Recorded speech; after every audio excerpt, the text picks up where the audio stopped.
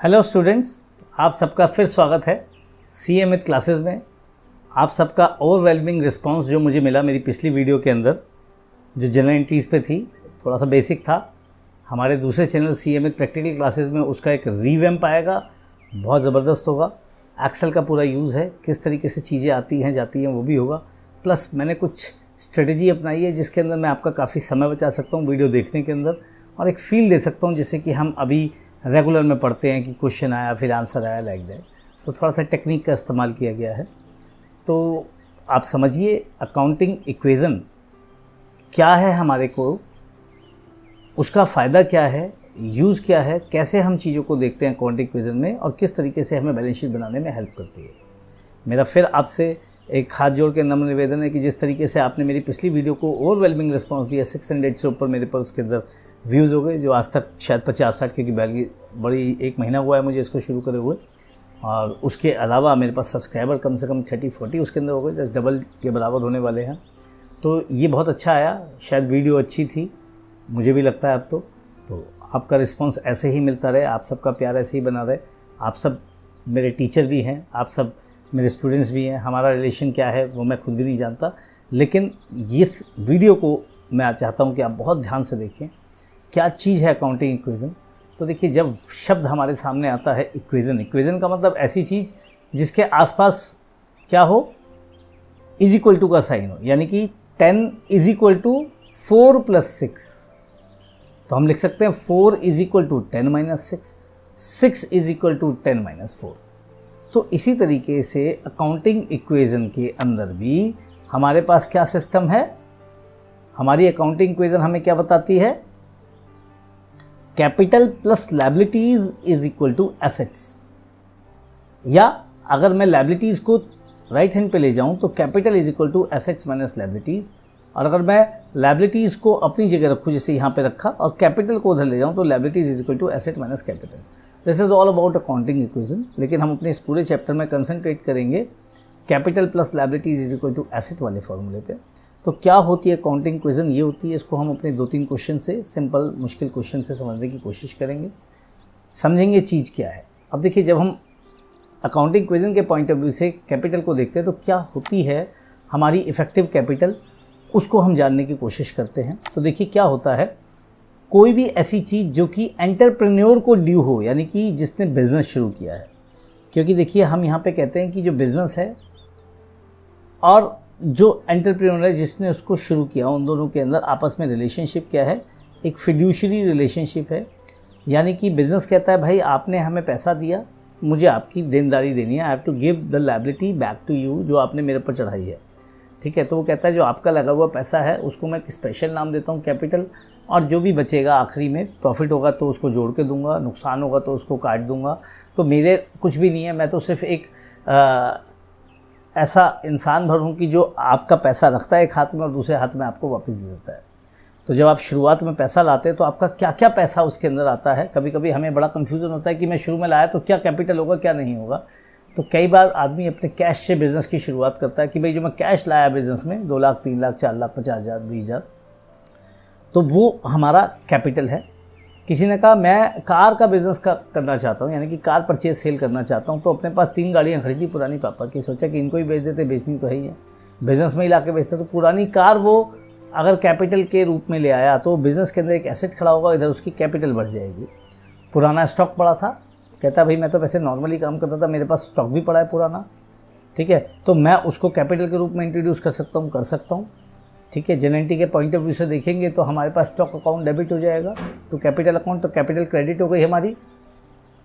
उसके बाद कोई पुरानी हमारी मशीनरी पड़ी है, मैं सोचता हूँ यार इसको घर पे रख के क्या फ़ायदा, इसी से काम धंधा करते हैं, तो हम वो भी ला सकते हैं। कोई फर्नीचर पड़ा है घर में, वो भी ला सकते हैं।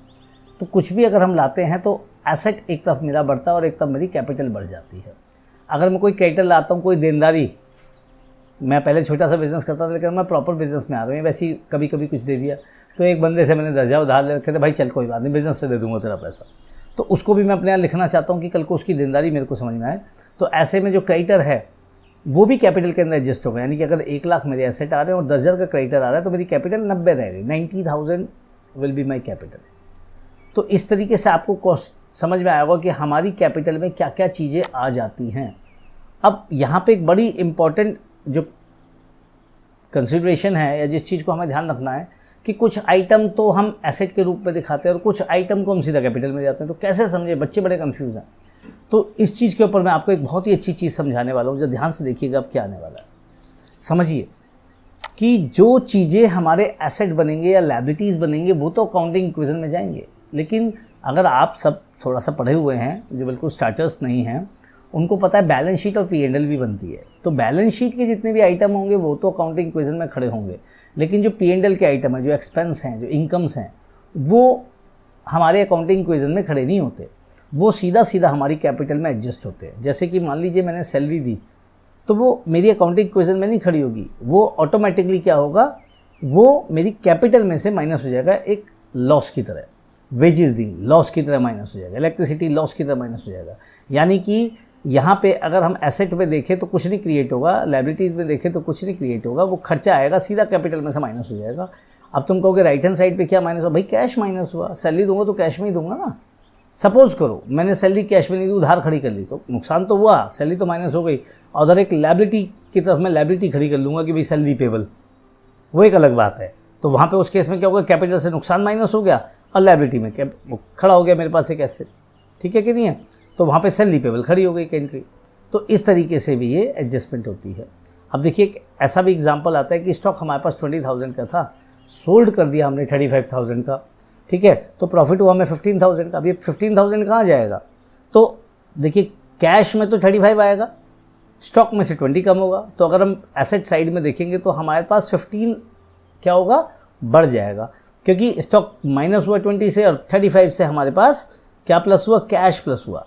तो टेक्निकली 15,000 ज़्यादा प्लस हो गए एसेट साइड में। तो इसलिए क्योंकि ये प्रॉफिट हो गया हमें 15,000 का, तो हम अपनी कैपिटल साइड में, इस साइड में, लेफ्ट हैंड साइड में उस 15,000 को कैपिटल में सीधा जोड़ देंगे, ठीक है। इसके लिए कोई नया एसेट हेड वगैरह क्रिएट नहीं करते।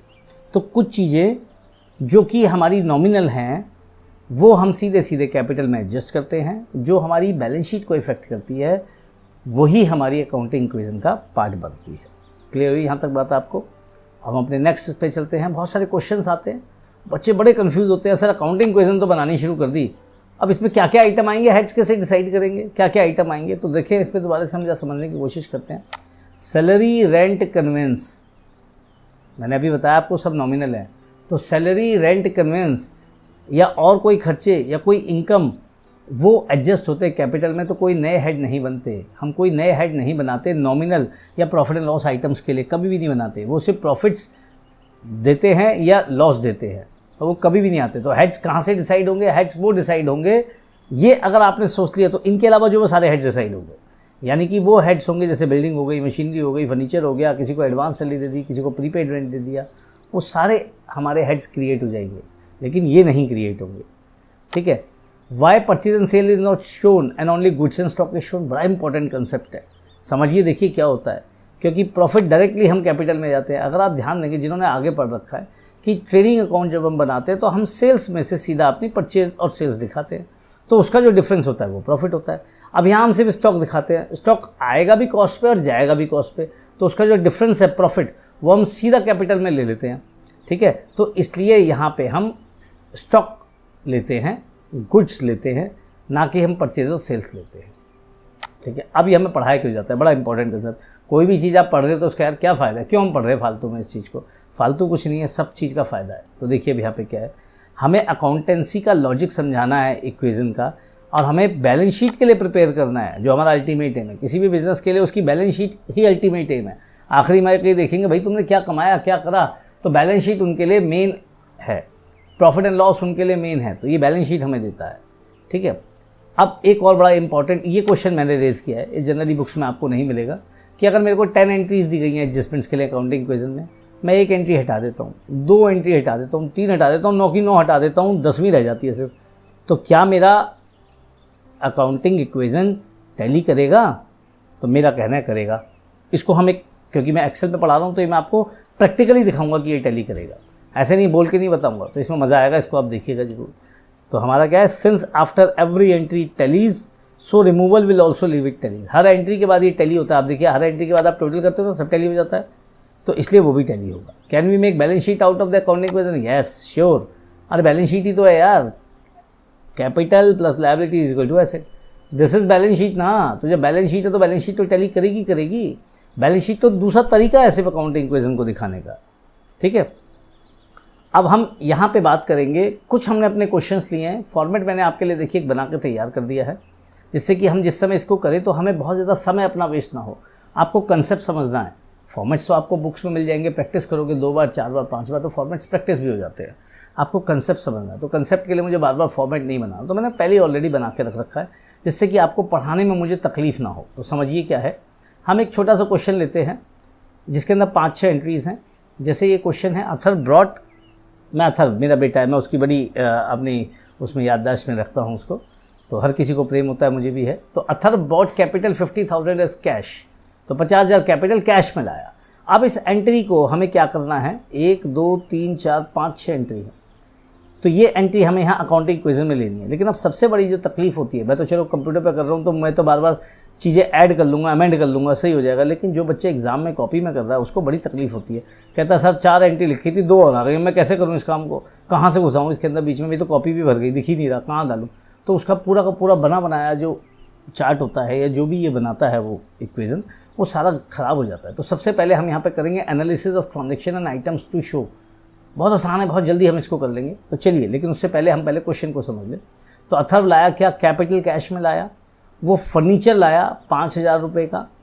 उसके बाद वो गुड्स लाया 30,000 के, उसने गुड्स बेचे 20,000 के, 40,000 यानी कि 20,000 प्रॉफिट पे बेचा। ध्यान रखिएगा ये प्रॉफिट सीधा कैपिटल में जुड़ेगा। उसने ऑफिस रेंट दिया 5,000 का, उसने सैलरीज दी 9,000 की, तो ना रेंट बढ़ेगा ना सैलरीज बढ़ेगी। क्या बढ़ेगा उसके पास, कैश घटेगा और कैपिटल में से कम हो जाएगा। तो अगर आप यहाँ से आइटम्स उठाएं तो क्या क्या आइटम आपके पास आया, देखो पहली बारी में कैपिटल और कैश आया। कैपिटल अगर आप यहाँ देखेंगे तो कैपिटल तो हमारा इधर आ जाएगा लेफ्ट में, अगर हम ये कैपिटल बनाएंगे, उधर राइट में हमारा पूरा एसेट में आ जाएगा कैश, ठीक है। तो कैपिटल कैश, फर्नीचर तीसरा आइटम, चौथा आइटम गुड्स लाया वो, ये 4th आइटम हो गया। गुड्स बेचे या खरीदे तो मूवमेंट में कोई नया आइटम जनरेट नहीं हो रहा, ठीक है। तो 4 हो गए। ऑफिस रेंट दिया, ये 5वां नहीं हुआ, ध्यान रखिएगा। ऑफिस रेंट का कोई हेड नहीं बनता, वो कैश में से कम हो जाएगा और कैपिटल में से कम हो जाएगा, तो कोई हेड नहीं बना। सैलरीज का भी कोई हेड नहीं बना। तो टेक्निकली हमारे पास 4 या 5 आइटम आए। अब हम यहाँ पे क्या करेंगे, हम पहले अपना एनालिसिस करेंगे। तो समझिएगा, मैं जो एनालिसिस आपको समझा रहा हूँ, हमने कहा लायबिलिटीज़ में अथर्व का कैपिटल अकाउंट आएगा, एसेट में कैश, फर्नीचर और गुड्स, यानी कि 4 आइटम आएंगे। क्लियर, जो मैंने अभी आपको समझाया। पहले सबसे पहले हमें ये समझना है। क्लियर हो गई मेरी बात अच्छी तरीके से। Salary and rent are adjusted in capital only, so no new heads is made, so no new head is made, we make no heads of nominal and rather profit and loss item, यानी कि profit and loss item या nominal item के हम head नहीं बनाते। Clear हो गई। अब फॉर्मेट की बात आती है, तो देखो फॉर्मेट में हमने इनकी हेडिंग्स यहाँ पे ऑलरेडी डाल दी, जो हमारे को बड़ी आसानी करती है। ये मेरा करा हुआ है इसलिए आपको इसमें दिक्कत नहीं है। इधर कैपिटल अकाउंट आ गया, इधर कैश, फर्नीचर, गुड्स आ गया हमारे पास, ठीक है। Capital plus liabilities is equal to assets, ये हमारी हेडिंग आ गई। यहाँ पे चाहे तो हमने लिखा नहीं है, मैं तो कंप्यूटर पे बैठा हूँ, 2 मिनट में लिख दूंगा। आगे मेरे पास यहाँ पे ओहो फॉर्मूला लग गया, कोई बात नहीं। यहाँ पे हम लिखते हैं इज इक्वल टू और एंटर मार देते हैं, फॉर्मूला नहीं आएगा, ठीक है। तो ये एक्सेल की कुछ पेक्युलरिटीज़ हैं, आपको बाद में समझ में आएंगी। तो पहले हमने पहली अपनी ट्रांजेक्शन यहाँ पे लिखनी है, बिल्कुल सिंपल है, कुछ करना ही नहीं है। हमने पहले अपनी ट्रांजेक्शन लिख दी। हमारी ट्रांजेक्शन, अरे कहाँ गई भाई ट्रांजेक्शन, ये लो जी, ओहो 1 मिनट, ये आ गई मेरी पहली ट्रांजेक्शन, ठीक है। तो Athar brought ₹50,000 as capital in cash. तो अब इस 50,000 की ट्रांजेक्शन से क्या हुआ होगा, कैपिटल बढ़ी होगी, हाँ या ना, बिल्कुल बढ़ी होगी, तो कैपिटल आ गई। कैश बढ़ा होगा, हाँ या ना, बिल्कुल बढ़ा होगा।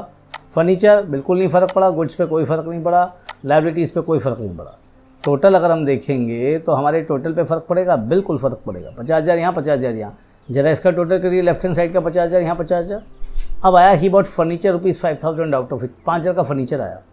तो फर्नीचर आया तो क्या होगा, कैश आएगा जाएगा, कैश जाएगा माइनस होगा, फर्नीचर आएगा, गुड्स में कोई फ़र्क पड़ेगा ना। तो देखिए हमारा गुड्स में कोई फ़र्क पड़ा नहीं पड़ा, फर्नीचर आ गया, कैश माइनस में चला गया। कैपिटल पे ही फ़र्क पड़ा होगा, नहीं उस पर क्या फ़र्क पड़ेगा, कुछ भी नहीं पड़ेगा, कुछ नहीं आया, कहीं कोई फ़र्क नहीं। टोटल में क्या फ़र्क पड़ा भैया, 50,000 हमारी कैपिटल एज इट इज़ रही, लेकिन राइट हैंड साइड पे एसेट में मूवमेंट हो गई, यानी कि जो 50,000 का कैश ही कैश खड़ा था वो 45 आ गया और 5,000 का एक्स्ट्रा फर्नीचर आ गया। टोटल में वही 50,000 रहा, लेकिन उनके रूप चेंज हो गए, यानी कि कैश कम हो गया 5,000 से, फर्नीचर बढ़ गया हमारा। अब हम आते हैं अपनी तीसरी एंट्री पे। ठीक है, तीसरी entry he bought goods worth rupees 30,000 out of it. तो 30,000 के गुड्स लिए तो क्या होगा भैया, कैश आएगा जाएगा, जाएगा। तो देखिए क्या हुआ, 30,000 माइनस हो गया, फर्नीचर आया, हाँ फर्नीचर भी तो आएगा, नहीं आएगा, गुड्स बिल्कुल आएगा। तो देखिए 30,000 गुड्स आया। तो इस ट्रांजैक्शन ने हमारी एसेट्स को ही टच किया, लायबिलिटीज़ को हिट ही नहीं किया, क्योंकि इन चीज़ों के खरीदने में मेरे को ना कोई प्रॉफिट हो रहा ना कोई लॉस हो रहा, ये सिर्फ एक हेड दूसरे हेड में कन्वर्ट हो रहा है। मेरे पास कैश था, कैश कम हो गया, मेरे पास गुड्स बढ़ गए, तो इसलिए इसका कैपिटल पे कोई फ़र्क नहीं है। ठीक है बेटा, ये हमारे पास अब देखिए क्या हुआ, करंट पोजीशन में 15,000 कैश, 5,000 फर्नीचर, 30,000 के गुड्स, टोटल करोगे सबका वही 50,000 आएगा आपका, इधर भी 50,000 है। ठीक है, आसान कैलकुलेशन है, मेंटली टोटल भी कर सकते हैं। अगली ट्रांजेक्शन में उसने क्या करा, ही sold goods worth rupees 20,000 for 40,000। यहाँ देखते ही पता लग रहा है 20,000 का प्रॉफिट हो गया भाई साहब। 20,000 का प्रॉफिट का मतलब कैपिटल हिट हुई होगी 100%। मैंने कहा ना, जहाँ पर ही प्रॉफिट होगा या लॉस होगा कैपिटल हिट हो जाएगी। तो देखिए कैपिटल में 20,000 का प्रॉफिट बढ़ गया। कैश, यस 40,000 कैश भी तो आया, लेकिन अभी भी डिफरेंस है, बाकी कहाँ गए 20,000। अरे भैया गुड्स भी तो कम हो गए, 20,000 से माइनस 20,000, फर्नीचर में कोई फ़र्क ही नहीं पड़ा। तो टोटल में मेरे पास क्या हुआ, आप ध्यान से देखिए, मेरी कैपिटल 70,000 बढ़ गई। तो जो मैंने यहाँ बोला था कि जो प्रॉफिट्स होते हैं या रेदर नॉमिनल या प्रॉफिट लॉस के आइटम है, वो कोई नया हेड नहीं क्रिएट करते, कोई हेड नहीं क्रिएट हुआ क्या यहाँ पे, सिर्फ मेरे पास यहाँ पे जो प्रॉफिट जनरेट हुआ वो मेरी कैपिटल को बढ़ा गया और यहाँ मेरे कैश में एडजस्ट हो गया उतना पैसा। पांचवी ट्रांजैक्शन हमारी, इसमें हमारा क्या होगा, ऑफिस रेंट दिया उसने 5,000 का। कैसे दिया ऑफिस रेंट, यहाँ पे देखिए हमारे पास था ही पेड ऑफिस रेंट 5,000, इस ट्रांजैक्शन को हमने यहाँ पे लिखा। तो जब 5,000 का ऑफिस रेंट दिया उसने, तो इस 5,000 के ऑफिस रेंट से क्या हुआ, हमारे पास से कैश कम हुआ होगा, बिल्कुल कम हुआ होगा, बिल्कुल ठीक बात है, कैश कम हो गया। फर्नीचर कम हो गया, अगर भाई ऑफिस रेंट से फर्नीचर क्यों कम होगा, बेस थोड़ी ना दिया, बढ़ गया, नहीं बढ़ा भी नहीं। गुड्स में कोई फ़र्क पड़ा, अरे गुड्स में क्यों फ़र्क पड़ेगा, ऑफिस का रेंट दे दो, गुड्स से क्या लेना देना। ठीक है, लेना देना है, अगर गुड्स ही उठा के दे दिया, भाई रेंट में एक काम कर तो भैया 5,000 के गुड्स ले जा, तो मैं 5,000 यहाँ से गुड्स में से कम कर देता, लेकिन ऐसा नहीं हुआ। हमने कहा भाई तू अपना कैश ले जा, तो उसने कैश ले गया। लेकिन क्या ये मेरे को फ़ायदा हो रहा है, नुकसान हो रहा है? टेक्निकली सोचो, अगर ऑफिस रेंट हम दिखाते तो हम P&L में दिखाते, यानी कि खर्चे का आइटम है, नॉमिनल आइटम है, इसलिए ये सीधा मेरी कैपिटल को हिट करेगा, 5,000 से कैपिटल मेरी गिरा देगा। तो मेरी जो नई कैपिटल बनेगी वो क्या बनेगी बेटा, अब ध्यान से देखिए, 65,000 इज़ माई न्यू कैपिटल। ठीक है, 50,000 is the cash with me, क्योंकि 55 हो गया था यहाँ पे जैसे गुड्स बेचे थे उससे बढ़ के, फिर ये घट के वापस 50 रह गया, 5,000 का फर्नीचर भी पड़ा है, 10,000 के गुड्स पड़े। उसके बाद हमने कोई नई ट्रांजेक्शन करी, देखें भाई हमारी छठी ट्रांजेक्शन भी तो ही पेड सैलरी से भी नुकसान हुआ होगा। अब तो देख के ही बता सकते हैं, बिल्कुल हुआ होगा, 9,000 कैपिटल में से घटे होंगे। हाँ अब तो फटाफट बता देंगे 9,000 घटे होंगे।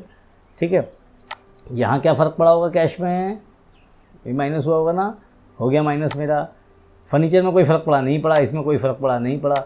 नेट इफ़ेक्ट क्या आया मेरे पास, 56,000 मेरी कैपिटल रिमेन हो गई, 41,000 का मेरे हाथ में कैश है, 5,000 का मेरे पास फर्नीचर है, 10,000 के मेरे पास गुड्स हैं। तो अगर आप ध्यान से इन सब का टोटल करेंगे, 41 + 5 46 एंड 10 56 टोटल हो गया। Tell you clear? तो अगर मैं देखूँ तो मेरी 50,000 की कैपिटल से मैंने बिज़नेस शुरू किया, आज बढ़ के कितनी होगी 56। तो कोई बच्चा भी बता देगा, लेमन भी बता देगा, 6,000 का प्रॉफिट हो गया जी मेरे को। तो हमने उसका भी एक कैलकुलेशन, ऑल्दो इस चैप्टर का पार्ट नहीं है, पर एक सोचने की तरीका है डिफरेंट तरीके से, कि अगर कोई हमारा जो प्रॉफिट एंड लॉस होता है तो वो होता है चेंज इन कैपिटल। कम भी हो सकती थी, लेकिन हमारा यहाँ पे प्रॉफिट हुआ कितने का, 6,000 का। आप लॉजिकली भी देखोगे, मोटा मोटा देखते हैं, 20,000 का कुछ बढ़ा के बेचा तो 20,000 का प्रॉफिट हुआ, और ये खर्चे कर दिए 9 और 6, 9 और 5 कितने हो गए, 14 के खर्चे हो गए। तो 20 का प्रॉफिट हुआ यहाँ पे गुड्स बेच के, 14 के खर्चे, तो 20 - 14 इज़ 6, तो 6,000 का हमारे पास प्रॉफिट आ गया।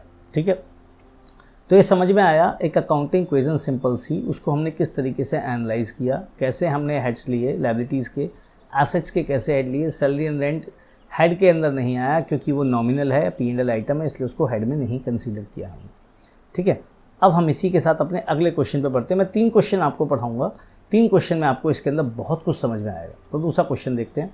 अथा ब्रॉड कैपिटल 50,000, समझ में आ गया भाई, एक हेड कैपिटल का बन गया।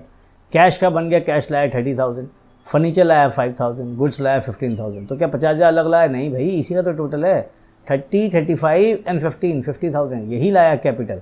हमने इन तीनों का टोटल कैपिटल बताया, क्योंकि ये जो भी पैसा स्टार्टिंग में लाता है उसकी कैपिटल बन जाता है।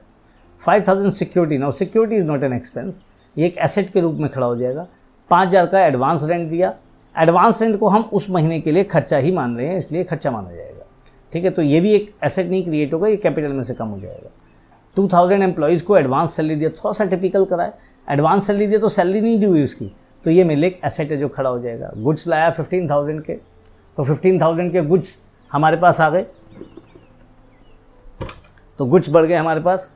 उसका गुड्स उसने 20,000 के बेच दिए 40% प्रॉफिट पे, तो जो प्रॉफिट है वो कैपिटल में एडजस्ट होगा। उसने गुड्स बेचे 10,000 के, कितने में? 16,000 में, तो 6,000 का ये प्रॉफिट हुआ, वो भी कैपिटल में एडजस्ट होगा। गुड्स 25,000 के, तो नए गुड्स आए उसके पास। सैलरी 9,000 की दी, एडवांस सैलरी को एडजस्ट कर दिया, यानी कि टेक्निकली कैश गया उसके पास से कितना? 2,000 तो पहले ही दे दिए थे, 7,000 कैश गया, लेकिन खर्चा हमने जो कैपिटल में काउंट करा वो 9,000 काउंट करा। रेंट 5,000 का और दिया। तो ये हमारे पास टिपिकल एंट्रीज़ हैं। इसके अकॉर्डिंग अब हम जो अपना अगला क्वेश्चन करेंगे उसके अंदर हम क्या करेंगे, हम अपने हेड्स एनालाइज करेंगे और डिसाइड करेंगे। तो हमने अपने हेड्स एनालाइज और डिसाइड करे, हमारे हेड्स आए। लायबिलिटीज़ में अथर कैपिटल अकाउंट, एसेट में कैश तो आया ही आया, कैसे ये कैश आया? फर्नीचर आया और गुड्स आया, कैश, फर्नीचर, गुड्स। उसके बाद एक हमने एक सिक्योरिटी दी थी, वो एक हेड बनाने आप। उसके बाद एक हमने इसको एडवांस सैलरी दी थी, वो हमारा हेड बना। ठीक है, फिर ये गुड्स लाया तो गुड्स हम पहले ही ले चुके, बेचा तो भी गुड्स की बात है, फिर गुड्स की बात है, फिर गुड्स की बात है। सैलरी खर्चा होता है वो होता नहीं, एडवांस सैलरी ऑलरेडी ले चुके थे वो तो खत्म होगा। रेंट भी खर्चा होता है तो नहीं लेंगे। तो यहाँ पर मैक्सिमम हेड्स कितने हुए? 1, 2, 3, 4, 5 और ये छठा हमारा लायबिलिटीज में। अब इसका फ़ायदा क्या होता है? इसका बहुत बड़ा फ़ायदा होता है। इसका फ़ायदा है कि जब हम यहाँ पे ये हेड बनाते हैं ना पूरा का पूरा, तब हमारे को बड़ा आसान होता है। तो देखें जरा, मैं यहाँ पे अगर इसको आपको दिखाऊँ तो हम क्या हेड बनाएंगे? कैपिटल बनाएंगे, अथवा कैपिटल अकाउंट। लायबिलिटीज़ हमारी कोई जनरेट नहीं हुई। एसेट्स में कैश आ गया, देखो यहाँ पे फर्नीचर आ गया, इधर गुड्स आ गया, सिक्योरिटी आ गई, एडवांस सैलरी आ गई। राइट बेटा? तो ये सारे के सारे हेड्स आ गए। इससे हमें बड़ा आसान हो जाता है बनाना। हमने कौन से हेड नहीं लिए? हमने सैलरी और रेंट नहीं लिए, क्योंकि वो नॉमिनल हैं, प्रॉफिट एंड लॉस आइटम है, सीधे कैपिटल में एडजस्ट होंगे। ठीक है, तो अब हम अपनी फिर से अपनी शुरुआत करते हैं। हम अपनी पहली एंट्री पे चलते हैं। हमारी पहली एंट्री क्या है? Athar brought capital of 50,000। तो लेट्स सी इस एंट्री को कि क्या है। ये 50,000 लाया, जिसमें 30,000 कैश लाया, फर्नीचर लाया 5,000, गुड्स लाया 15,000। तो कैपिटल बड़ी होगी, 100% बड़ी होगी। अब मैं थोड़ा सा स्पीड भी कर सकता हूँ, अब आपको मज़ा आया होगा, समझ में भी आ रहा होगा। उसके बाद लायबिलिटी है कुछ, देख लेते हैं। नहीं है। कैश है, हाँ भाई 30,000 कैश आया, आ गया। फर्नीचर है, हाँ जी 5,000 का फर्नीचर आ गया। गुड्स है, हाँ जी 15,000 के गुड्स आ गए। बाकी कुछ आया नहीं, बाकी कुछ आया नहीं। अगर हम नीचे अपने टोटल को देख लें तो हमारा टोटल क्या कहता है? This is the one. 50,000, 30,000, 5,000, 5,000। तो 35 और 15 कितने हो गए बेटा हमारे पास? 50,000 इधर भी और इधर भी। तो पहली एंट्री हमारी क्लियर हो गई। दूसरी एंट्री की जब हम बात करेंगे तो दूसरी एंट्री हमारी है, उसने 5,000 सिक्योरिटी दिया और 5,000 एक मंथ का एडवांस रेंट दिया। तो देखिए सिक्योरिटी दिया तो सिक्योरिटी में आ गया यहाँ पे हमारे पास। ठीक, अब दिया तो पैसा तो गया होगा ना, कितना? 10,000। बाकी क्या है? सैलरी नहीं, ये नहीं, ये नहीं। कैपिटल, कैपिटल में क्या हुआ हमारे पास? अगर हम देखेंगे हमारी कैपिटल में कुछ फ़र्क पड़ा एडवांस रेंट का? नहीं फ़र्क पड़ा।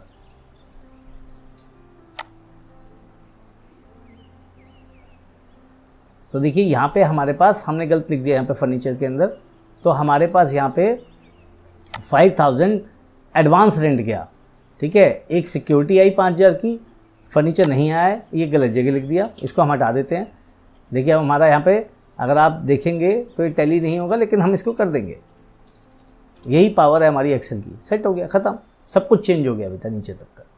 ठीक है, तो अब मेरी कैपिटल कितनी हुई देखते हैं इसके अंदर। कैपिटल पे क्या फ़ायदा वो फ़र्क आया? कैपिटल मेरी 45,000 की। ठीक, 20,000 के मेरे पास कैश रह गया। फर्नीचर आ गया मेरे पास 5,000 का जो पहले था। 15,000 के मेरे पास गुड्स हैं, 5,000 की सिक्योरिटी है। कभी कभी कुछ गलतियाँ होती हैं तो वो आगे के लिए भी फ़ायदेमंद होती है। ऊपर वाला नीचे आ गया, कॉपी हो। ठीक है, तो लेकिन हमें ये समझ में आया कि अगर हम यहाँ से उठा के यहाँ कर दे तो कोई फ़र्क नहीं पड़ेगा। क्लियर हो गई मेरी बात? नेक्स्ट आते हैं हम अपनी एंट्री पे। नेक्स्ट हमारी एंट्री क्या कहती है? He pay 22,000 to his employees as advance salary. तो कैपिटल में एडजस्ट होगा सैलरी है तो हाँ, नहीं होगा, एडवांस सैलरी है, खर्चा नहीं हुआ, अभी उसने काम नहीं करा हमारा, तो अभी उसकी सैलरी ड्यू नहीं हुई, कोई खर्चा नहीं हुआ। हम उसको क्या एडजस्ट करेंगे, इस एडवांस सैलरी को एक एडवांस सैलरी के रूप में रखेंगे। देखिए इसमें क्या होगा, एडवांस सैलरी में रखा गया, हमारे पास से कैश तो गया ही गया, माइनस हो गया, बस और कुछ भी नहीं होगा। हमारी नई इक्वेशन 45, 18, 5, 15, 5 और 2000, कुछ फ़र्क नहीं पड़ा। ठीक है बेटा, अच्छी तरह समझ में आया। हम ऊपर आते हैं यहाँ पे, नेक्स्ट हमारी एंट्री क्या कहती है यहाँ पे,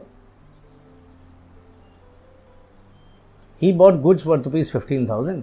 गुड्स लाया तो बेटा गुड्स तो बढ़ेंगे ना 15,000 के, तो देखें क्या हुआ, 15,000 के गुड्स बढ़ गए।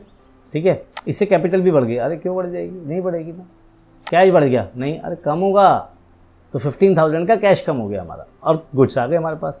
तो हमारी अकाउंटिंग इक्वेशन में क्या फ़र्क पड़ा यहाँ पे, टेक्निकली हमारी अकाउंटिंग इक्वेशन कैपिटल पे कोई फ़र्क नहीं पड़ा, क्योंकि प्रॉफिट एंड लॉस नहीं होता खरीदने पे, बेचने पे होता है। ठीक है, तो 3,000 का हमारे पास कैश रह गया, फर्नीचर हमारे पास 5,000 का रह गया, गुड्स 30,000 के, सिक्योरिटी 5,000 की हमारे पास पड़ी है, एडवांस सैलरी हमारे पास 2,000 की पड़ी है। नेक्स्ट एंट्री अगर हम देखें तो हमारी क्या एंट्री थी, ही सोल्ड गुड्स वर्थ ₹20,000। गुड्स हमारे पास 30 के, 20,000 के गुड्स आ गए। अब देखते हैं यहाँ पे क्या हुआ, इस एंट्री के अंदर उसने कहा 20,000 के गुड्स 40% प्रॉफिट पे बेच दिए, यानी कि 2 4 88,000 प्रॉफिट पे, यानी कि 28,000 का बेचा।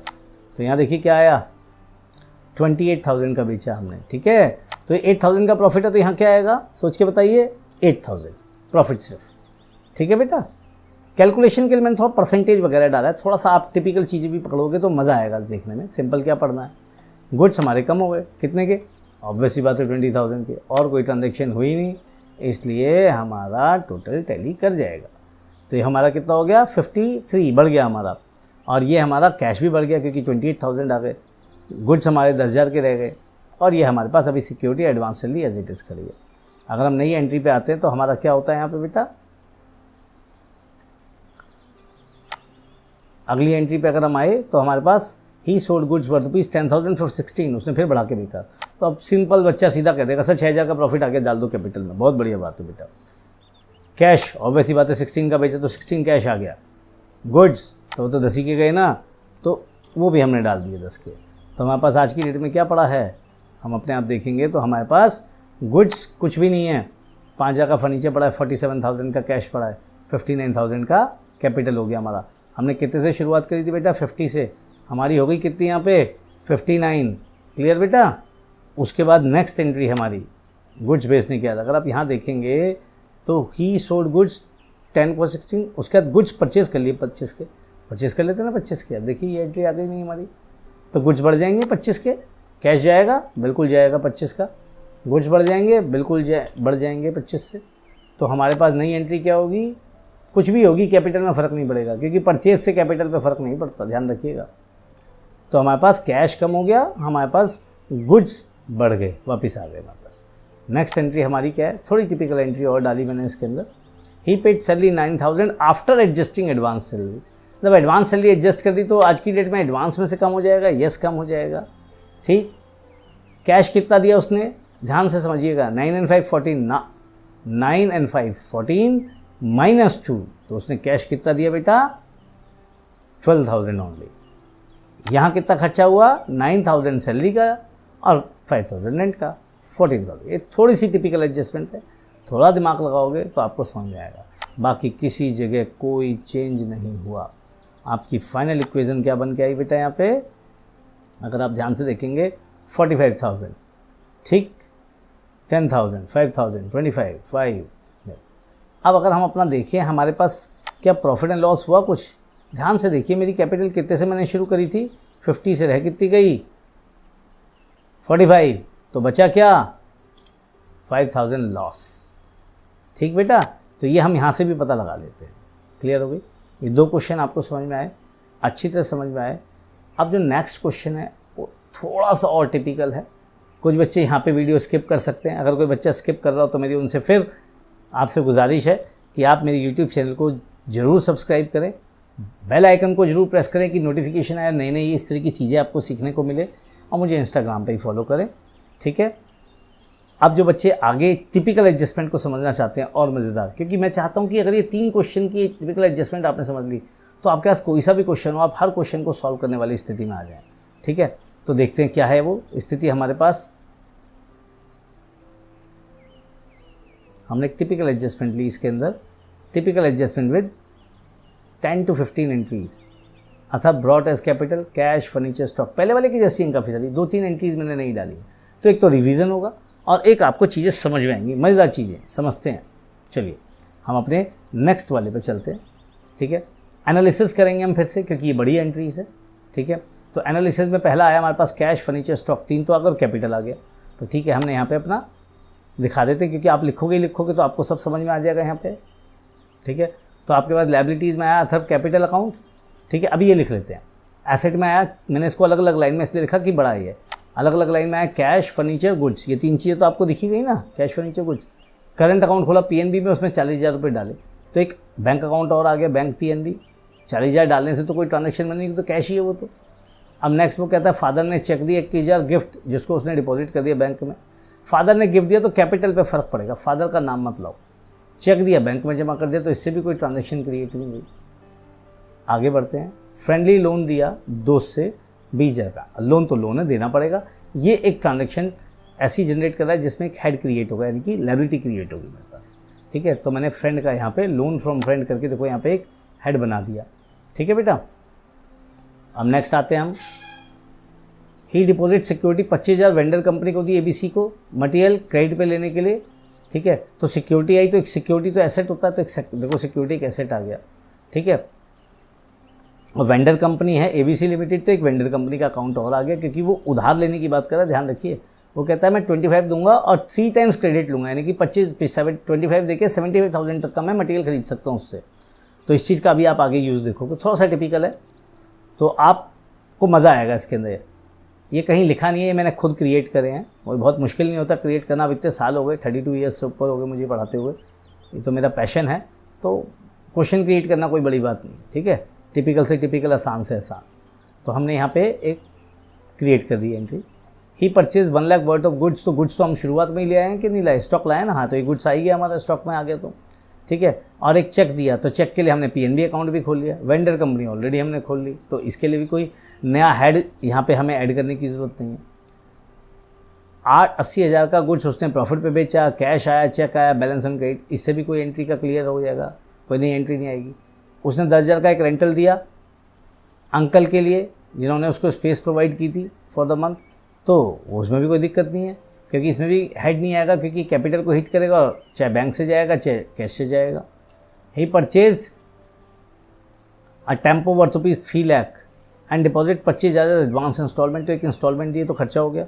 रेस्ट लोन ले लिया, तो यहाँ लोन क्रिएट हुआ, तो यहाँ पे बैंक से हमने एक लोन क्रिएट करा, टेम्पो लोन। ठीक है बेटा, और उसके बाद 9,350 इंस्टॉलमेंट के रूप में दिया, इसमें इतना इंटरेस्ट था और बाकी का प्रिंसिपल था, तो इंटरेस्ट भी आया और प्रिंसिपल भी आया इसके अंदर।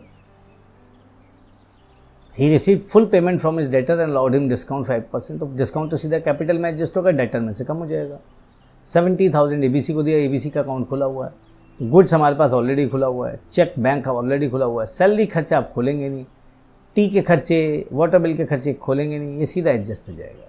ठीक है बेटा, तो सारी एंट्री हमारे पास सारे हेड्स आ गए। देखिए हमने सारे हेड्स बना दिए। अब हेड्स बनाने का फ़ायदा क्या होता है, क्योंकि मुझे ऑलरेडी पता है मेरे को अपना हेड बनाना है, उसी के बाद तो उनमें चीज़ें लिखनी है, तो हेड बना के मुझे ये फ़ायदा होता है बेटा। Other capital account, loan from friend, tempo, creditors, अब यहाँ पे कैश, फर्नीचर वगैरह मैंने सब क्रिएट कर दिया, तो मुझे उसके अंदर कहीं कोई दिक्कत नहीं होती। फिर कैपिटल, एसेट, लायबिलिटीज़, ठीक है बेटा, यहाँ तो कोई लायबिलिटीज़ आ गई हमारे पास, यहाँ पे ये एसेट्स आ गए हमारे पास। ठीक है बेटा, तो अब हम यहाँ से अपनी पहली एंट्री को लेके चलते हैं। तो हमारी पहली एंट्री क्या है यहाँ पे, अगर आप ध्यान से देखेंगे तो पहली एंट्री हमारी Athar brought as capital, cash 50,000, furniture 20,000, stock 50,000। तो देखिए क्या हुआ यहाँ पे, कैपिटल कितनी है हमारे पास 50,000, अगर आप ध्यान से देखेंगे तो नहीं, कैपिटल 1,20,000 ही, सॉरी मैंने कैलकुलेट नहीं किया, क्योंकि अलग अलग चीज़ें आ रही हैं।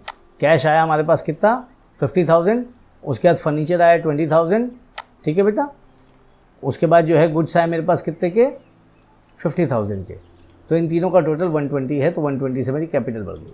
उसके बाद मेरी जो नई लाइन है, टोटल जो आया मेरी इसका वो क्या हुआ मेरे पास यहाँ पे, ऑटोमेटिकली 120 की कैपिटल क्रिएट हो गई, 50,000 का कैश है, 20,000 का फर्नीचर है, 50,000 का गुड्स है। नेक्स्ट आते हैं हमारी नेक्स्ट ट्रांजेक्शन क्या है यहाँ पे अगर हम देखेंगे तो नेक्स्ट ट्रांजेक्शन में लिखा है करंट अकाउंट खोला। करंट अकाउंट खोला, कैश से पैसा कम हो गया, सिंपल सी बात है 40,000। और यहाँ पे देखो हमने बैंक के अंदर 40,000 जमा कर दिया, बिल्कुल सिंपल एडजस्टमेंट है, बहुत ज़्यादा समय भी नहीं लगाना अपना। ठीक है, ये एज इट इज़ रह गया मेरे पास। कैश ऑटोमेटिकली कम आ गया 10,000 रुपये से, फर्नीचर 20,000 हो गया, 50,000 का मेरे पास गुड्स हो गया, बैंक अकाउंट PNB में मेरे 40,000 आ गए और ये क्लियर हो गया। नेक्स्ट एंट्री पे आते हैं फिर हम अगर यहाँ पे, तो हमारे पास क्या एंट्री आई जनरेट होकर, ये उसके फादर ने चेक दिया 21,000 का गिफ्ट के लिए कि चल बेटा काम कर लो, तुम ले लो। उसने वो बैंक में डिपॉजिट कर दिया, तो फादर का चेक है तो कैपिटल बढ़ गई ना उसकी, उसको क्यों टेंशन ले लिया। तो 21,000 से कैपिटल बढ़ा दी हमने उसकी, और क्योंकि बैंक में चेक डिपॉजिट किया तो बैंक के अंदर उसका जो है 21,000 बढ़ गया। तो फाइनल अमाउंट हमारे पास क्या आया बेटा यहाँ पे 141 बढ़ के, ये सेम रहा कैश, फर्नीचर में कोई चेंज नहीं हुआ, 50,000 गुड्स में चेंज नहीं हुआ, बैंक अकाउंट में 61,000 हो गया। नेक्स्ट एंट्री पे अगर हम आएँ तो नेक्स्ट एंट्री हमारी क्या कहती है, फ्रेंडली लोन लिया, नॉन इंटरेस्ट बेरिंग, इस पर कोई ब्याज नहीं देना, दोस्त का दोस्त। तो 20,000 की लायबिलिटी तो दिखाएगा, तो लोन फ्रॉम फ्रेंड देखो यहाँ पे 20,000 आ गया हमारे पास। उसके बाद लोन लिया तो या तो कैश में लिया होगा, पर हम मानते हैं 10,000 से ऊपर की ट्रांजेक्शन्स आजकल जो है हमारी कहाँ पे होती हैं, बैंक से होनी चाहिए। तो बैंक से, दोस्त भी क्या कहा यार बैंक से ले ले, कल को तेरे मन में कुछ आया कि मैंने नहीं दिया तो बैंक में एंट्री तो है कम से कम। हाँ ये बात भी ठीक है भाई, विश्वास अपनी जगह, दोस्ती अपनी जगह, बिजनेस अपनी जगह। तो हमने देखा ये हमारा 141 का हो गया, लोन फ्रॉम फ्रेंड 20,000 है, 10,000 कैश है, बैंक मेरा बढ़ गया 81,000 से। नेक्स्ट एंट्री पे मैं आता हूँ। नेक्स्ट एंट्री मेरी क्या है, he deposit a security of ₹25,000 to his vendor company ABC for supply of material on credit worth ₹3 times of his deposit. तो उसने कहा भाई मेरे से आप सिक्योरिटी ले लो, तो एक सिक्योरिटी के हेड है, तो सिक्योरिटी के हेड में हमारे पास क्या बढ़ गया 25,000। अब क्या दिया इसने, चेक ही तो दिया बेटा, तो चेक यानी कि बैंक में से पैसा कम हो गया, सिंपल फंडा। बाकी किसी जगह कोई फ़र्क पड़ा, किसी जगह कोई फ़र्क नहीं पड़ा। फाइनल एडजस्टमेंट में सिर्फ इन्हीं 2 आइटम्स में फ़र्क आया होगा, बड़े प्यार से बनेंगे। तो आपने यहाँ पे क्या करा, 20,000 यहाँ लिया, ये 141 में कोई फ़र्क नहीं पड़ा, ये आपका घट गया और ये एक सिक्योरिटी बढ़ गई। नेक्स्ट एंट्री पे आते हैं हम फिर।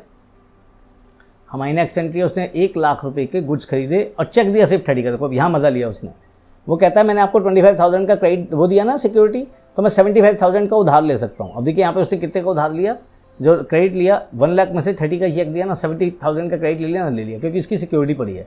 उन्होंने कहा ठीक है भाई ले लो। तो अब क्योंकि उधार लिया तो क्रेडिटर बढ़ गया यहाँ पे हमारे पास एक, कितने का 70,000 का, ठीक है। और हमारे पास गुड्स आ गए कितने के बेटा 1 लाख रुपीज़ के। उसके बाद हमारे पास क्या आया, चेक गया, आया नहीं गया, चेक गया, कितने का गया बेटा चेक हमारे पास 30,000 का। टोटलिटी में हमारे पास क्या फ़र्क पड़ा, अब आ जाते नीचे टोटल पे, तो टोटल के अंदर हमारे पास वापस ये सब एडजस्टमेंट होगी, 70,000 का क्रेडिटर खड़ा हो गया। ठीक है बेटा, यहाँ देखो हमारे पास 30,000 हमारे बैंक से चले गए, 26,000 बचे हैं, 1,50,000 हमारे पास गुड्स भी खड़े हो गए। नेक्स्ट एंट्री पे आते हैं फिर हम, मैं पीछे नहीं देख रहा, याद करने की जरूरत नहीं, वो हमें याद है कौन कौन सी एंट्री है, तो यहाँ पे हमने लिखी रखी है ऑलरेडी। आप बुक में करेंगे तो ये आपको लिखना ही पड़ेगा, आपका थोड़ा समय इसमें भी जाएगा। मैं थोड़ा ये समय बचा रहा हूँ क्योंकि ऑलरेडी मैंने लिखा हुआ है। I am just unhiding the things, ठीक है, I am not typing. Last वाली वीडियो में मैंने टाइपिंग करा था, बहुत बड़ा वीडियो बन गया, ठीक है। अब क्या मैं अनहाइड कर रहा हूँ, तो मेरे को लिखने का टाइम मेरा बच रहा है, ठीक है। उसने गुड्स वर्थ ₹80,000 के 40% प्रॉफिट पे बेचे, तो यानी कि 8 4 जा 8 चौक 32, 8 4 जा 32, तो 32 तो सीधे कैपिटल में बढ़ा दो बेटा, बिना सोचे समझे बढ़ गए। अब वो कहता है कैश आया 5,000, तो बेटा कैश में 5,000 बढ़ा दो, कोई टेंशन नहीं है। उसके बाद कहते हैं चेक आया 90,000 का, चेक आया कितने का बेटा PNB में 90,000 का, तो ये 90,000 बढ़ा दिया हमने। तो हमारे पास बैलेंस क्या बचा, आप ध्यान से देखो, गुड्स भी तो गए होंगे 80,000 के, तो माइनस कर दो गुड्स ना 80,000 के, तो ये माइनस हुआ, ये प्लस हुआ, तो प्लस कितना हुआ 10, और यहाँ पे 5, 15,000 प्लस हो गया। नेट इनका इफेक्ट जो 15,000 प्लस में आ रहा है तीनों का, और यहाँ पे क्या है 32, तो 15 को अगर हटाओगे तो 17,000 के आपके पास क्या बढ़ेंगे, डेटर्स बढ़ जाएंगे। ध्यान से देखिए, डेटर्स बढ़ गए हमारे 17,000 के। टोटल में क्या फ़र्क आया बेटा, यहाँ पे मेरे को 173,000 का मेरे पास कैपिटल बढ़ गई। मैंने कितने से बिज़नेस शुरू किया था 120 से, आई एम गोइंग गुड, 173 हो गया मेरा प्रॉफिट बढ़ के। 20,000 मेरे पास लोन भी है, चलो वो तो दे देंगे, तो मेरे पास प्रॉफिट तो हुआ ना, और ये मेरे पास डेटर आ गया, इनसे ही पैसा लूँगा मैं। 8वीं ट्रांजेक्शन में देखते हैं क्या हुआ हमारे पास। He gave 10,000 as rental for the space provided by his uncle for the month. 10,000 दिया, खर्चा है, खर्चा कैपिटल में से कम हो जाएगा, हो गया माइनस, ठीक है। और बेटा कैश भी गया ही होगा, या फिर आपका बैंक से गया होगा पैसा। लेट्स सी क्या गया है, बिल्कुल ठीक कहा, हम सारी चीज़ें बैंक से करते हैं, तो यहाँ से बैंक से पैसा गया। कोशिश करिए बैंक को प्रेफर करिए, ठीक है। कैश रेयर केसेस में, छोटे मोटे खर्चों के लिए। अभी आ रहे हैं 2 छोटे खर्चे, ठीक है। तो ये हमारा खर्चा जाके क्लियर हो गया। अब एक और अच्छी एडजस्टमेंट आ रही है, मज़ेदार है, थोड़ा समझिएगा। टेम्पो खरीदा उसने, कितने का खरीदा भैया, वर्थ रुपीज़ 3 लाख। तो 3 लाख का टेम्पो आ गया, बिना सोचे समझे 3 लाख का टेम्पो ऐड कर दो, कोई टेंशन नहीं। कहता है उसमें 25,000 डिपॉजिट कर दिया एडवांस इंस्टॉलमेंट का, तो 25,000 उसने दे दिए, तो 25,000 आपके कैश में से या बैंक में से कम हो गए। तो अगर आप बैंक में से देखोगे तो आपके देखिए 25,000 कम हो गए, ठीक। रेस्ट 275 का उसका लोन हो गया। तो यहाँ पे देखिए टेम्पो लोन है 275 का हो गया। ये ट्रांजैक्शन बिल्कुल सिंपल है, इसके अलावा यहाँ पे कोई ट्रांजैक्शन नहीं, बिल्कुल सिंपल ट्रांजैक्शन है, कहीं कोई कन्फ्यूज़न होने की ज़रूरत नहीं है। बैलेंस क्या है आपके पास, 163 का आपका कैपिटल। कैपिटल का फ़र्क क्यों नहीं पड़ा, लोन लिया तो। अरे कैपिटल पे क्यों फ़र्क पड़ेगा लोन लेने से भाई, एक तरफ एसेट क्रिएट हो गया आपका 3 लाख का, एक तरफ लोन क्रिएट हो गया, एक तरफ आपका बैंक से चला गया जो आपने दे दिया, तो थोड़ा सा कैश कम हो गया। अगली ट्रांजैक्शन पे आते हैं, फिर देखते हैं कैपिटल पे जहाँ प्रॉफिट होता है। जैसे यहाँ पे आपको प्रॉफिट हुआ था 32,000 का, जब आपने गुड्स को बेचा था महंगा करके, हाँ आपने रेंटल दिया था तो नुकसान हुआ, तो कैपिटल घटी। चीज़ें खरीदने से कैपिटल पे फ़र्क नहीं पड़ता, ठीक है। तो 10th उसमें एडजस्टमेंट में हमने क्या कहा, उसने 9,350 की इंस्टॉलमेंट बना दी अपनी, हर महीने दे रहा, 3 साल 5 साल जो भी लोन ले रहा है उसके हिसाब से। उसमें से इंटरेस्ट था 2750 का, रेस्ट प्रिंसिपल है। तो जो इंटरेस्ट है वो मेरा नुकसान है, तो कैपिटल किससे घटेगी, सिर्फ इंटरेस्ट से। 9,350 इंस्टॉलमेंट के रूप में दिया, ठीक। तो जो टेम्पो का लोन है उसमें से क्या घटेगा, बड़ा इंटरेस्टिंग है, यहाँ सिनेरियो थोड़ा समझिएगा। 660, अरे सर ये कहाँ से आ गई वैल्यू, अरे बेटा 9350 तो इंस्टॉलमेंट थी, उसमें 2750 का इंटरेस्ट था। तो आप जब 9350 में 2750 माइनस नहीं कराए, ये इसमें से घटाया है, 9350 में से 2750 घटाया है। ध्यान से देखिएगा क्या करा है, एक्चुअली में ये हुआ है, उसमें एक्चुअली में माइनस का साइन पहले लगा हुआ है, अगर आपको नहीं दिख रहा हो तो ये हो गया हमारे पास 6600, ठीक है। माइनस का साइन क्यों लगाया हमने उसके अंदर, क्योंकि ये लोन को कम कर रहा है, इसलिए हमने यहाँ पे प्लस लगाया और यहाँ माइनस लगाया, ठीक बेटा। घटा है लेकिन वो उसे दिखाने के लिए मैंने आपको ये हटाया। तो 6600 मेरा लोन अमाउंट कम हो गया क्योंकि मैंने बाकी का इंटरेस्ट दिया, ठीक है। तो अब मेरा बैलेंस लोन कम हो जाएगा। इसका इफेक्ट कहाँ पड़ा होगा भाई साहब, या तो चेक गया होगा या कैश में गया होगा या बैंक से गया होगा, ठीक है। तो हमने बैंक से पेमेंट किया, चेक से 9,350 की। मेरे पास बैलेंस क्या बचा, वेरी इंटरेस्टिंग सिनेरियो। देखिए कोई एडजस्टमेंट नहीं हुई, यहाँ पे भी, यहाँ पे भी, यहाँ पे भी। यहाँ घटा है, जो मेरा बैंक में पैसा पड़ा था वो कम हो गया क्योंकि मैंने इंस्टॉलमेंट दी। यहाँ कोई फ़र्क नहीं पड़ा, यहाँ कोई फ़र्क नहीं पड़ा, यहाँ कम हो गया, लोन अमाउंट कम हो गया, कम देना है मुझे पैसा। यहाँ मेरा नुकसान हो गया, नुकसान आ गया। 11th एडजस्टमेंट पे अब हम आते हैं। He receive full payment from his debtor and allowed him discount 5%, 5% का डिस्काउंट दिया उसने, ठीक। तो क्या होगा यहाँ पे, डिस्काउंट तो नुकसान हो गया।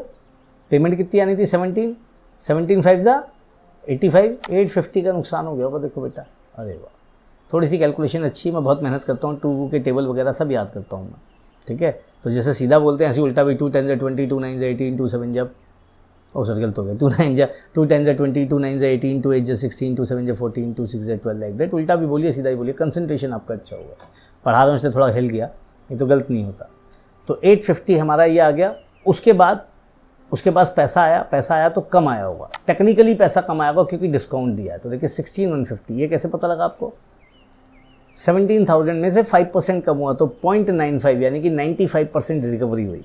फॉर्मूले में एक्सेल में लगाता हूँ इसलिए मुझे आसान है ये थोड़ा सा दिखाना, आप भी समझ जाएंगे, ठीक है। आप इसको ऐसे भी कर सकते थे, इंटू 95% तो भी आपका आ जाएगा। मैंने 0.95 करा, तो either way you can put up the formula. अगर आप ध्यान से देखेंगे तो क्या इस ट्रांजैक्शन में कहीं और भी फ़र्क आएगा, बिल्कुल 17,000 से डेटर भी तो कम हो गए, उनसे पैसा थोड़ा ना लेना है। तो हमारे पास बैलेंस क्या बचा हमारे पास, this is the final figure. Debtor खत्म हो गए, ये भी एज इट इज़ खड़ा है, ये एज इट इज़ खड़ा है। कैश हमारा एक्चुअली में बढ़ गया क्योंकि पैसा आया, कैपिटल घट गई, नुकसान हो गया। अगली एंट्री पे आते हैं, क्या एंट्री है हमारे पास, ही पेड 70,000 टू ABC, पैसा दे दिया भाई ABC को, तो ABC में से माइनस कर गया, सिंपल फंडा। बैंक में से पैसा चला गया, सिंपल फंडा, कुछ करना ही नहीं है। बैलेंस क्या बचा, बैलेंस हमारे पास ये बच गया वापस, ठीक है बेटा। यहाँ कोई फ़र्क नहीं पड़ा, ये ज़ीरो हो गया, इसमें से हमारे पास बैंक में से पैसा कम हो गया, बिल्कुल सिंपल ट्रांजेक्शन आ गई। नेक्स्ट ट्रांजेक्शन पे अगर हम आते हैं तो देखिए क्या है, गुड्स 80,000 के लिए और क्या दिया उसको उसके बदले में 10,000, क्योंकि उसके पास अभी तक क्या जुगाड़ है कि मैं उधार ले सकता हूँ। यहाँ पे उसने देखो 30,000 पे ऑफ कर दिया ना, तो कहता है मैं तो अभी ले सकता हूँ, मेरे पास 25,000 का अभी पर्चा हुआ है ना आपके पास सिक्योरिटी, तो 70,000 का फिर उधार ले सकता हूँ, उसने फिर ले लिया। तो देखिए यहाँ पे अब डायरेक्टली हम इसको देखते हैं कि सब में क्या फ़र्क आएगा।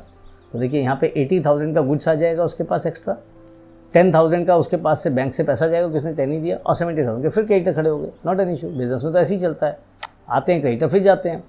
फिर नेक्स्ट ट्रांजेक्शन क्या है, उसने सैलरी पे करी, कितने की पे करी, 18,000 की सैलरी पे करी।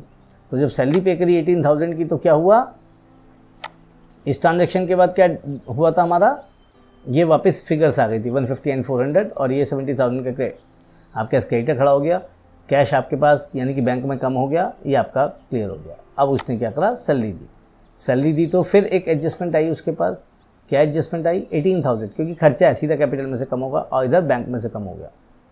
ठीक है, इसका आउटकम क्या आया, इसका आउटकम आया 141,400, वापस हमारा जो बैंक में पैसा लगाया था, जो हमने इनिशियल कैपिटल लगाई थी, वो कम हो गई हमारी। यहाँ पे हमारे पास बैंक में हमारे पास नेगेटिव हो गया। टेक्निकली पॉसिबल नहीं होना चाहिए, लेकिन हमने ओवरड्राफ्ट की फैसिलिटी दे रखी है, या चेक ओवरड्यू कर दिया कि भाई बाद में आ जाएगा, कवर हो जाएगा, तो कोई बात नहीं, नेगेटिव में रहने दीजिए इसको। ठीक है, बाद में हमारे पास पैसा आ जाएगा तो हम इसकी रिकवरी कर सकते हैं। क्लियर हो गई बेटा बात यहाँ पे अच्छी तरह से। अब आगे बढ़ते हैं, सैलरी के बाद उसने चाय कॉफ़ी के लिए पैसा दिया, टोटल 1,500 हो गया उसके पास। यहाँ पे देखें क्या हुआ, खर्चा हुआ है, खर्चा हुआ तो 1,500 यहाँ से ख़त्म हो गया। ठीक है, और बाकी कहाँ गया, ये बहुत छोटे खर्चे हैं, कहाँ से जाने चाहिए, कैश में से जाने चाहिए, तो कैश में से इतना पैसा कम हो गया। हमारे पास फाइनल ट्रांजेक्शन क्या बन के आई यहाँ पे, जिसमें हमारा कैश बैंक नेगेटिव है, यानी कि देखो ये एक बहुत अच्छी एडजस्टमेंट है। ठीक है, इस एडजस्टमेंट को ये मान के चलो, हमने सैलरी का चेक दे दिया, उसको बोला भैया होल्ड कर ले, अभी बाद में लगाइयो, माल पड़ा हुआ है मेरे पास 1.5 लाख का, जब बिकेगा तो मैं कैश बैंक में आएगा तब तक को दे दूंगा, ज़्यादा दिक्कत हो तो कैश ले जाना। तो इस तरीके से भी हम ट्रांजेक्शन्स करते हैं बिज़नेस में।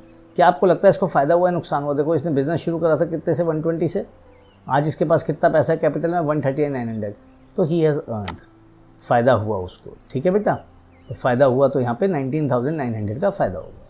क्लियर, अच्छी तरीके से, बहुत बढ़िया तरीके से। तो आप ये देखेंगे कि क्या मेरी अकाउंटिंग इक्वेशन पे कोई फ़र्क पड़ता है। अब हम जो नेक्स्ट चीज़ देखने वाले हैं, क्या मेरी किसी अकाउंटिंग इक्वेशन पे फ़र्क पड़ता है अगर मैं इनमें से कोई एंट्री बीच में से हटाता हूँ, 11, 12, 10। तो इसको हम एक छोटे वाले में देखते हैं, इससे कि आपको समझने में आसानी हो। सपोज़ ये पहले वाला था, उसने फर्नीचर लाया, सपोज़ वो फर्नीचर नहीं लाया, इस पूरी एंट्री को हम यहाँ से क्या करते हैं, डिलीट कर देते हैं। एक्सेल है, सब कुछ ऑटो एडजस्ट हो जाएगा। तो देखिए नीचे तक का सब ऑटो एडजस्ट हो गया, और आपका आंसर अभी भी 56 + 46 + 10 56 आ रहा है। आपने दूसरी भी कर दी, ठीक है, आपने यहाँ पे गुड्स जो है बेचे ही नहीं बेचे, क्या फ़र्क पड़ेगा, आपकी ऑटोमेटिक एडजस्टमेंट हो जाएगी यहाँ पे। ठीक है बेटा, यहाँ पे ऑटोमेटिक एडजस्टमेंट हो गई इसकी। तो 14,000 लॉस में से गए, गुड्स बेचे नहीं तो फ़ायदा नहीं, वो फ़ायदा नहीं हो तो नुकसान में आ गई। ठीक है, तो अगर हम बीच में से कोई एंट्री हटाते हैं तो क्या मेरी अकाउंटिंग इक्वेशन पे फ़र्क पड़ता है? बिल्कुल नहीं फ़र्क पड़ता। देखिए 36 इधर है, 6 और 36 इधर है। मैं सैलरी भी हटाता हूँ अगर यहाँ से, कोई फ़र्क नहीं पड़ेगा। 45 इधर है, 15 और 30, 45 इधर है। तो यानी कि अगर कोई भी ट्रांजैक्शन एक बीच में हम अपनी अकाउंटिंग इक्वेशन में से हटाते हैं तो हमारी अकाउंटिंग इक्वेशन में कोई फ़र्क नहीं पड़ता। और since this is a excel Ctrl+Z command से हम वापस अपनी चीज़ें ले आते हैं, तो हम यहाँ पे अपनी सारी चीज़ें वापस ले आए। क्लियर हो गई बेटा बात? तो ये एक अकाउंटिंग इक्वेशन के ऊपर मैंने आपको दिया है। इसमें अगर किसी को कोई भी परेशानी हो, कुछ भी हो वो कमेंट करके मुझसे पूछ सकता है। इस तरह की अच्छी वीडियोस देखने के लिए कोशिश करिए। मैंने प्रेजेंटेशन पे स्पीड भी बढ़ाई है, थोड़ा सा आपको समझाने की कोशिश की है। एक टिपिकल चीज़ डाली है, तो एक बार आप इसको रिपीटेड देखोगे तो आपको वो चीज़ समझ में आएगी। फिर भी आपको समझ में ना आए तो मुझे भेज दीजिएगा, बोल दीजिएगा, ठीक है, तो मैं आपको वो चीज़ दोबारा से समझा के भेज दूँगा, दोबारा से एक बार रिकॉर्ड कर दूँगा, वरना 2 बार 3 बार देखोगे तो समझ में आ जाएगा। इसके साथ आप सबका धन्यवाद। आप सब ने मेरे को इतना पेशेंस से सुना, अच्छी तरह से सुना। मैं कोशिश करूँगा मेरा जो 32 साल का तजुर्बा है वो आपको मैं अच्छे तरीके से समझा सकूँ। और क्योंकि मेरा तो नए ज़माने के कंप्यूटर एक्सेल इससे भी थोड़ा सा आ गया है, तो यहाँ का भी हम यूज़ करते हैं, इसका भी आपको बेनिफिट मिले। तो आप सबका धन्यवाद। मेरा यूट्यूब चैनल आप ज़रूर सब्सक्राइब करें, बेल आइकन को प्रेस करें, इंस्टाग्राम पे ही मुझे फॉलो करें। Thank you.